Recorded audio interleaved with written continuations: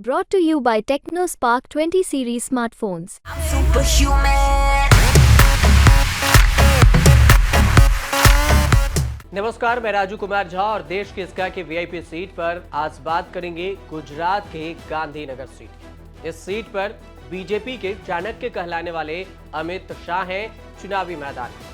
अमित शाह दूसरी बार लोकसभा चुनाव लड़ रहे हैं। लाल कृष्ण आडवाणी 2014 चुनाव में 4,84,000 वोटों के अंतर से जीते। गांधीनगर लोकसभा सीट गुजरात की सबसे अहम और वीआईपी सीटों में से एक मानी जाती है। यह शहर न सिर्फ राज्य की राजधानी है बल्कि बीजेपी का गढ़ भी है।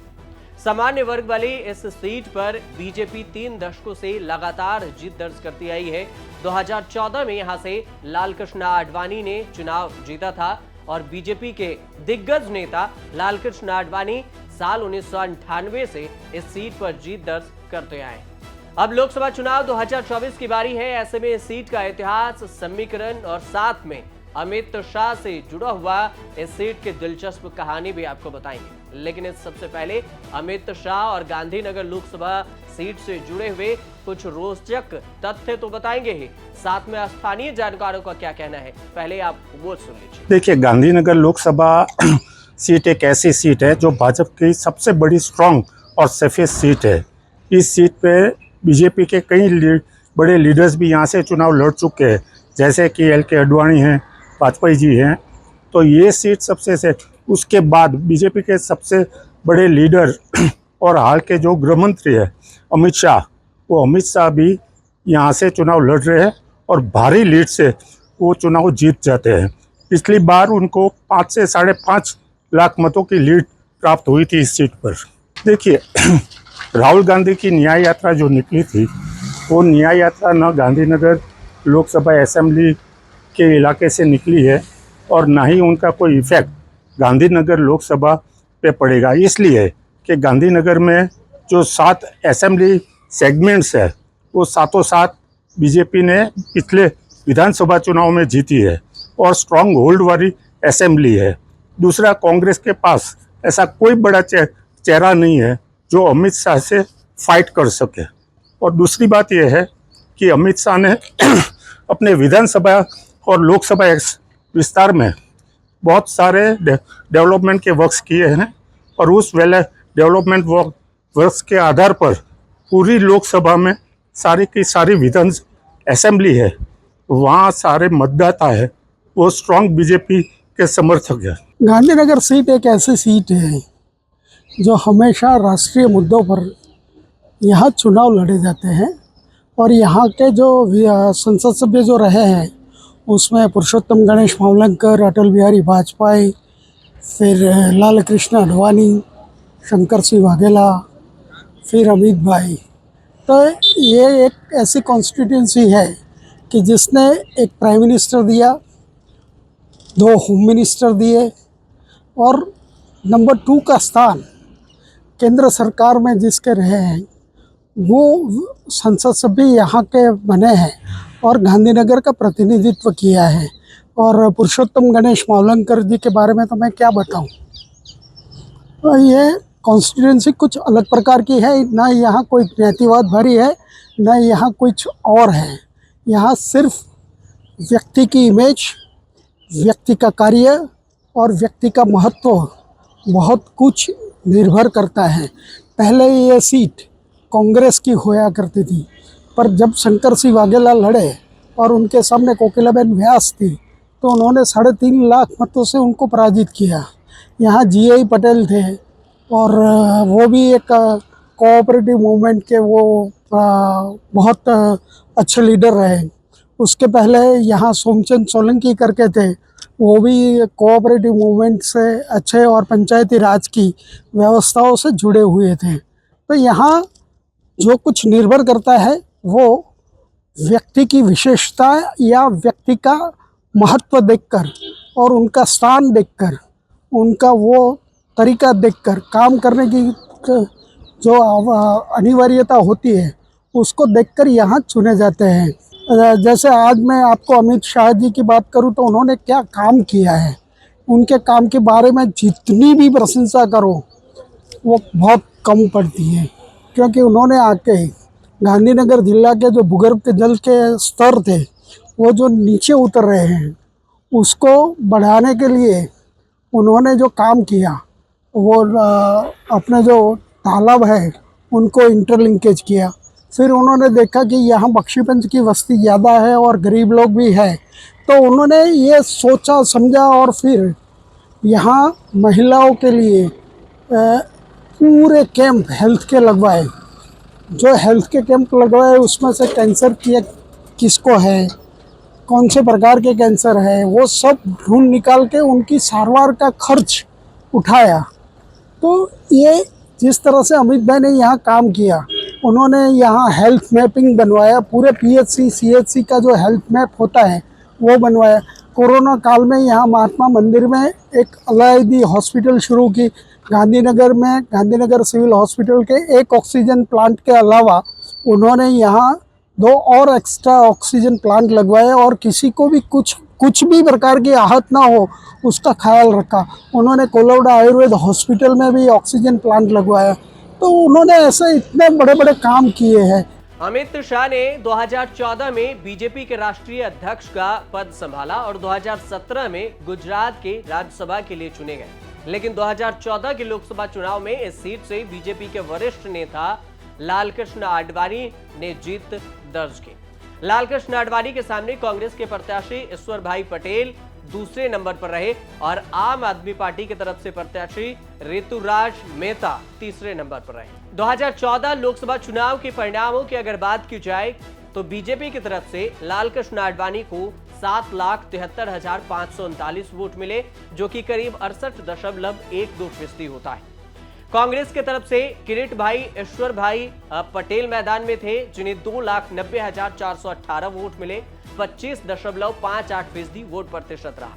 आम आदमी पार्टी की तरफ से ऋतुराज मेहता थे, जिन्हें 19,966 वोट ही मिल सका, 1.76% वोट प्रतिशत रहा। 2019 लोकसभा चुनाव में गांधीनगर सीट से बीजेपी ने लालकृष्ण आडवाणी की उम्र ज्यादा होने के कारण उनकी जगह पर अमित शाह को उम्मीदवार बनाया। अमित शाह ने 8,94,624 वोटों के साथ जीत दर्ज की। तो वहीं कांग्रेस के चतुर सिंह जावजी चावड़ा मैदान में उतरे और बसपा के प्रत्याशी जयेंद्र राठौर भी मैदान में थे। 2019 लोकसभा चुनाव के परिणाम की अगर बात की जाए तो अमित शाह को 8,94,000 वोट मिले थे, जो कि करीब 59.67% के करीब में आता है। कांग्रेस के चतुर सिंह जावजी चावड़ा को 3,37,610 वोट मिले, जो कि 26.29% के करीब में आता है। बसपा की तरफ से जयेंद्र राठौर मैदान में उतरे, जिन्हें 6400 वोट ही मिल सका, जो कि करीब 0.50% के करीब में आता है। इस लोकसभा क्षेत्र के अंतर्गत गांधीनगर उत्तर और घाट लोडिया, साबरमती, कलोल, वेजलपुर और सानंद, इसके अलावा नारनपुरा विधानसभा सीटें भी आती है। जातीय समीकरण को समझने से पहले यहाँ के स्थानीय लोगों की क्या राय है 2024 लोकसभा चुनाव को लेकर, पहले वो सुन लीजिए। जी, यहाँ के जो सांसद है वो मतलब काम तो कर रहे हैं, लेकिन काम कहाँ पे दिख रहा है वो ज़्यादा ज़रूरत है। दूसरी बात ये है कि मतलब मान लो कि यहाँ पे रोड रास्ता जो भी व्यवस्था है वो हमें रोड पे बहुत अच्छी दिख रही है, लेकिन सेक्टर्स में जब हम जाते हैं तो सेक्टर्स में बहुत सारे खड्डे वड्डे वो है, तो जो आम जनता जो है वो थोड़ी सी परेशान है। तो मैं तो यही कहूँगा कि मतलब सांसद जी जो है वो मतलब थोड़ा सा जो भी काम कर रहे हैं, ध्यान दे रहे हैं गांधीनगर के लिए, तो थोड़ा सा और ज़्यादा दे के भी उसको और बेहतर कर सकते हैं, क्योंकि ये गुजरात का गांधीनगर जो है वो पाटनगर है, और पाटनगर में ही अगर मतलब मान लीजिए कि थोड़ी सी व्यवस्था जो है वो गड़बड़ हो जाएगी तो गुजरात का पूरा वो प्रतिबिंब है। और यहाँ पे आए दिन बहुत सारे लोग आते रहते हैं, अभी भी यहाँ पे आईफा अवार्ड भी हुआ था और बहुत सारे लोग आते जाते रहते हैं। तो महात्मा जो हमारा यहाँ पे मंदिर बना हुआ है, तो वहाँ पे भी मतलब जो रख रखाव है, जो सुविधाएं है, उसके बगल में सेक्टर 14 है या फिर जो भी है सेक्टर्स, तो उसमें खड्डे है और कहते हैं ना कि प्राथमिक सुविधाएं थोड़ी सी कम है। तो मैं तो मतलब यही बोलूँगा कि मतलब अगर थोड़ा सा ध्यान रख के उसको ज़्यादा अच्छा किया जाए। यहाँ पे अगर देखा जाए तो मतलब हमारे जो गृह मंत्री जो है, ठीक है, वो मतलब मैं तो कह सकता हूँ कि मतलब वो बिना किसी और सामने के कैंडिडेट के ही वो मतलब विजेता है ही, क्योंकि गांधीनगर में जो है वो मतलब उनकी ही बोलबाला है। तो अगर वो जीतेंगे और वो बिन हरीफ भी जीतने वाले हैं, मेरा तो यही दावा है। बीजेपी के हिसाब से इंफ्रास्ट्रक्चर यानी कि विकास, लेकिन मैं उसको नहीं मानता हूँ, क्योंकि जिस तरह से हमारे फ्रेंड ने बात की है कि भाई इंटरनल रोड रास्ते सब खराब है, आज तक उस पर कोई काम नहीं हुआ है, पब्लिक परेशान हुई है। और गृह मंत्री के जो हमारे हैं अमित शाह भाई, और उनकी ये लोकसभा है, तो मैं उनको खास आपके माध्यम से बोलूँगा कि गुजरात के अंदर आज जो ड्रग्स आ रहे हैं और जो दारू एकदम इजीली मिल रहा है, उसको आप कंट्रोल करो। और मैं मानता हूँ, मैं इनकी बात को कट करूँगा, कांग्रेस भी आज मजबूत है, ऐसा नहीं है, लेकिन कांग्रेस उम्मीदवार कब फाइनल करेगी उसका आज डिसीजन अभी वो ले नहीं रह पा रहे। तो मैं तो बोलूँगा भी कांटे की टक्कर होगी, ऐसा नहीं है कि वन साइड है। लोकल में तो क्या है कि अभी जो आरोग्य और शिक्षण के हिसाब से जो काम करेंगे तो ठीक है, बाकी तो जनता देख रही है। अभी जो इंटरनल जो आपने बात कही वो भी है, वो समस्या गटर की है, वो जो है लाइट की जो स्ट्रीट लाइट की है वो भी देखने को मिली है गांधीनगर सिटी में, इंटरनल एरिया में जो वो सब ठीक कराए। मुझको समझ है तो 15-20 साल से तो भाजपा ही है, लेकिन मैं भी गांधीनगर में 30-40 साल से रह रहा हूँ। गांधीनगर में इंफ्रास्ट्रक्चर आप देखो तो दिखता है आपको कि भाई ये रोड मतलब मेन रोड्स है वो सब हुआ है, लेकिन गांधीनगर में अभी आप देखो ना तो एक भी अच्छी सरकारी स्कूल नहीं है, मतलब जो एक भी ग्राउंड नहीं है। जो भी गांधीनगर के पुराने ग्राउंड थे, जैसे आप पथिक आश्रम वाला ग्राउंड देखो या हेलीपैड वाला ग्राउंड देखो, वो सब भी ग्राउंड नहीं है। तो वहाँ पे भी सब इंफ्रास्ट्रक्चर खड़ा कर दिया और वो भी मेंटेनेंस मांग रहा है। मुझे तो लॉजिक ही नहीं दिख रहा है कि वो सब बनाने का, जो इवेंट होती है वो 365 दिन में से 10 दिन 15 दिन इवेंट होती है, बाकी 350 डेज तो वहाँ पे मेंटेनेंस का ही खर्चा आता है, तो वो भी पब्लिक के टैक्स का ही पैसा है। तो मैं तो सोचता हूँ कि अच्छी से अच्छी सरकारी स्कूलें बने और अच्छी से अच्छी स्वास्थ्य सुविधा गांधीनगर में मिले और बस सरकार ये दिशा में काम करे। गांधीनगर लोकसभा क्षेत्र के अधिकतर आबादी शहरी है, करीब 79% लोग शहर में बसते हैं, बाकी 21% ग्रामीण आबादी है। कुल आबादी की बात करें तो 2011 की जनगणना के मुताबिक इस लोकसभा क्षेत्र की आबादी 19,33,966 गिनती की गई थी। गांधीनगर जिले में मुसलमानों की संख्या 4% से ज्यादा है और यही वोट और एक सांसद को चुनकर संसद तक पहुंचाने में अहम भूमिका भी निभाते हैं। 2011 जाति जनगणना के मुताबिक यहाँ की साक्षरता 74.98% बताई गई, जो कि अब बढ़ भी गई। ग्रामीण वोटर्स यहाँ पर 2,72,321 बताया गया था, जो 14% के करीब होता है। शहरी वोटर 16,72,828 बताए गए, जो कि 86% के करीब आता है। 2019 में जो कुल वोटर की गणना की गई उसमें 19,45,139 वोटर की कुल गणना हुई थी। जाति और आबादी के हिसाब से अगर गांधीनगर सीट को देखा जाए तो कुछ इस तरह से यहाँ की आबादी बताई गई है कि बौद्ध धर्म के 0.06%, ईसाई धर्म के 0.58%, जैन धर्म के 2.21%, मुस्लिम धर्म के 4.1%, अनुसूचित जाति के 8.3%, अनुसूचित जनजाति यानी आदिवासी के 1.4% यहाँ की आबादी है। सिख समुदाय के यहाँ पर 0.19% आबादी बताई गई। गुजरात की गांधीनगर लोकसभा सीट बीजेपी का गढ़ मानी जाती है। पार्टी के दिग्गज नेता LK आडवाणी ने यहाँ पर 1991 में पहली बार जीत दर्ज की। इसके बाद 1998 से 2014 तक लगातार 5 बार यहाँ से सांसद बने। इस दौर में इस सीट पर उनका सिक्का चला जब देश में 10 साल तक कांग्रेस की सरकार रही। इस बार आडवाणी का टिकट काटकर अमित शाह को मैदान में उतारा गया है। इस सीट पर सबसे पहला चुनाव 1967 में हुआ। उस वक्त अनुसूचित जाति के लिए यह सीट आरक्षित थी।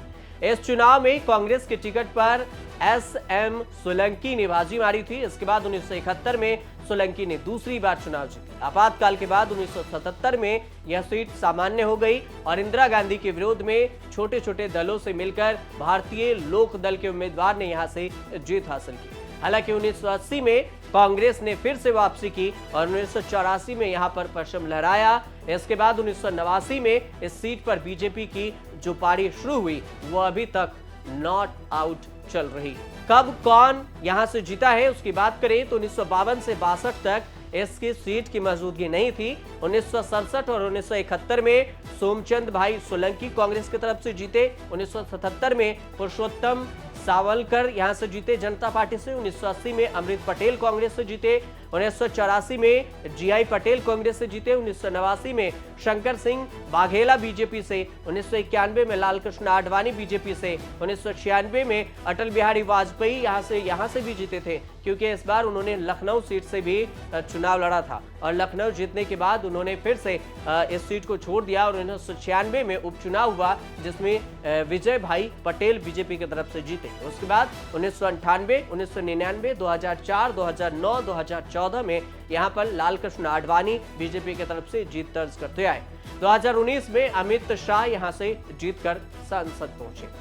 अमित शाह गांधीनगर से फिर से चुनाव लड़ रहे हैं, जिस सीट का प्रतिनिधित्व पहले पूर्व उप प्रधानमंत्री और बीजेपी प्रमुख लालकृष्ण आडवाणी करते रहे थे। 1996 के लोकसभा चुनाव में अटल बिहारी वाजपेयी ने गांधीनगर और लखनऊ दोनों सीट से चुनाव लड़ा, लेकिन पूर्व प्रधानमंत्री ने लखनऊ सीट को बरकरार रखने का फैसला किया और इसलिए गांधीनगर सीट को उन्हें छोड़ना पड़ा।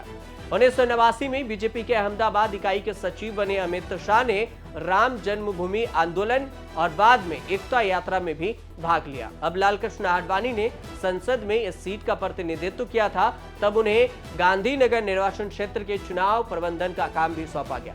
90 के दशक में शाह नरेंद्र मोदी के संपर्क में आए थे, जो गुजरात बीजेपी के सचिव थे। 1997 में अमित शाह बीजेपी के युवा मोर्चा के राष्ट्रीय कोषाध्यक्ष थे। शाह ने सरखेज विधानसभा उपचुनाव लड़ा और 25,000 वोटों के अंतर से जीत भी हासिल की। उन्होंने यह सीट 2012 तक बरकरार रखी, तब उन्होंने परिसीमन के बाद नारायणपुरा से चुनाव लड़ा। यह एक विधायक के रूप में अपने कार्यकाल के दौरान अमित शाह ने तत्कालीन गुजरात के मुख्यमंत्री नरेंद्र मोदी के साथ घनिष्ठ संबंध बनाए रखे, जो अंततः मोदी की आधी ताकत अब तक बनी हुई है। गुजरात सरकार में गृह, यातायात, संसदीय कार्य और कानून और उत्पाद शुल्क सहित कई विभाग अमित शाह ने संभाले। अगर बात अमित शाह की करें तो 22 अक्टूबर 1964 को शाह का जन्म मुंबई में हुआ। अमित शाह एक व्यापारी परिवार से ताल्लुक रखते हैं। पिता अनिल चंद्र शाह का नाम पीवीसी पाइप के बड़े व्यापारियों में शामिल रहा है। महसाना में स्कूलिंग पूरी करने के बाद शाह बायोकेमिस्ट्री की पढ़ाई करने के लिए अहमदाबाद पहुंचे। यहाँ उन्होंने सीयू शाह साइंस कॉलेज में दाखिला लिया। शाह ने यहाँ से बायोकेमिस्ट्री में बीएससी की पढ़ाई पूरी की। इसके बाद अपने पिता के व्यवसाय में हाथ बटाने लगे। शाह ने इस दौरान अहमदाबाद की कोऑपरेटिव बैंकों में भी स्टॉक ब्रोकर का भी काम किया। राजनीति में कब अमित शाह आए, इसकी बात करें। अमित शाह गुजराती व्यवसायी परिवार से ताल्लुक रखते थे और शुरू से ही वह राष्ट्रीय स्वयंसेवक संघ यानी आरएसएस से जुड़े हुए थे। बचपन में वह संघ के शाखाओं में जाया करते थे। कॉलेज के समय में भी वह संघ से जुड़े रहे और 1992 में पहली बार उनकी मुलाकात नरेंद्र मोदी से हुई। उस वक्त नरेंद्र मोदी संघ के प्रचारक हुआ करते थे और युवाओं से जुड़ी गतिविधियों का दायित्व भी नरेंद्र मोदी के पास था। संघ के दायरे से बाहर आते हुए 1983 से शाह ने छात्र राजनीति की शुरुआत की। तब उन्होंने अखिल भारतीय विद्यार्थी परिषद यानी एबीवीपी ज्वाइन कर लिया। 4 साल बाद 1987 में शाह भारतीय जनता पार्टी युवा मोर्चा से जुड़ गए। इसके 1 साल बाद ही नरेंद्र मोदी भी संघ के दायित्व से बाहर निकलकर बीजेपी के साथ जुड़ गए। 1999 में शाह अहमदाबाद जिला को कोऑपरेटिव बैंक के अध्यक्ष चुने गए अमित शाह, और उस दौरान उन चुनावों में जातियों का दबदबा ज्यादा रहा था। पटेल, गडेरिया और क्षत्रिय जाति के आने वाले लोग ही इस चुनाव में जीतते रहे। शाह की जाति इनसे नहीं मिल रही थी, फिर भी अपनी सूझबूझ से उन्होंने इसमें जीत हासिल की। जब शाह अध्यक्ष चुने गए थे तब बैंक 36 करोड़ रुपए के घाटे में था। अमित शाह ने 1 साल के अंदर इस घाटे को मुनाफे में बदल दिया और 27 करोड़ रुपए का फायदा हुआ। आज की डेट में यह बैंक 250 करोड़ से भी ज्यादा के मुनाफे में काम कर रही। पहली बार 1997 में शाह ने गुजरात विधानसभा का उपचुनाव सरखेल सीट से लड़ा और जीत हासिल की। इसके बाद 2012 तक लगातार वह इस सीट से चुनाव जीतते रहे। 2002 में जब गुजरात में नरेंद्र मोदी मुख्यमंत्री बने तो उन्होंने अमित शाह को अपनी कैबिनेट में शामिल किया। इस वक्त शाह सबसे कम उम्र के मंत्री थे जिनके पास कई अहम विभाग थे। मोदी को शाह का इतना भरोसा था कि उन्होंने उस दौरान गृह, कानून, jail, border security, civil defence समेत 12 विभागों की जिम्मेदारी शाह को दे दी। इसके बाद शाह कई विवादों में भी रहे। उन पर गुजरात दंगे के दौरान फर्जी एनकाउंटर कराने का आरोप भी लगा। इसके अलावा भी कई तरह के गंभीर आरोपों का सामना करना पड़ा। 2014 में जब नरेंद्र मोदी बीजेपी की सरकार बनी तो फिर नरेंद्र मोदी प्रधानमंत्री बने। प्रधानमंत्री मोदी अपने साथ अमित शाह को भी राष्ट्रीय राजनीति में लेकर आए और तब से अब तक अमित शाह राष्ट्रीय राजनीति में डटे हुए हैं। आप देखते रहिए